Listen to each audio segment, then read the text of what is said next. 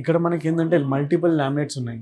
ఈ లామినేట్స్ వచ్చేసి ఏంటంటే 3D and digital printing laminates.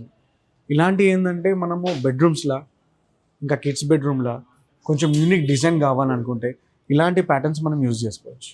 Laminate వచ్చేసి ఏంటంటే క్రిస్టల్ లామినేట్. ఇవి మ్యాక్సిమం మనం కిచెన్లో యూజ్ చేసుకోవచ్చు.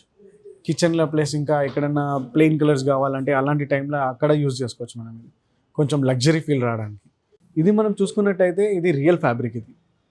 ఈ ఫ్యాబ్రిక్ అంటే ఫీల్ కావడానికి ఎక్కడైనా మనం యూజ్ చేసుకోవచ్చు. లైక్ వాల్ ప్యానల్స్ కానీ, లేదనుకుంటే టీవీ యూనిట్స్ దగ్గర కానీ, లేకపోతే కిడ్స్ బెడ్రూమ్లో కానీ అలాంటివి యూజ్ చేసుకోవచ్చు.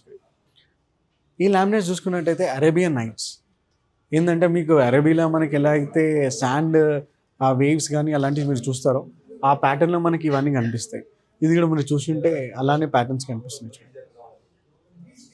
ఈ లామినేట్స్ వచ్చి ఏంటంటే పెప్పర్ క్రిస్టల్.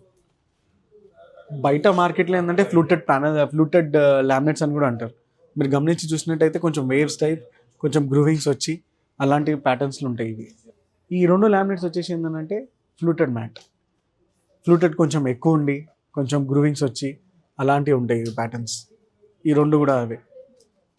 ఇది మనం లామినేట్స్ చూసుకున్నట్టయితే ఇదేంటంటే మార్బుల్ ఫినిషింగ్ ఉన్న లామినేట్స్ ఇది ఇంకా ఈ లామినేట్. ఈ టైప్ ఆఫ్ లామినేట్స్ ఏంటంటే మనకి ఇంటికి బ్యూటిఫై ప్లస్ కొంచెం ప్రీమియం లుక్స్, ఎవరైనా చూడంగానే వావ్ అన్న ఫ్యాక్టర్ రావడానికి ఇలాంటివి మనం యూజ్ చేస్తే చాలా బాగుంటుంది.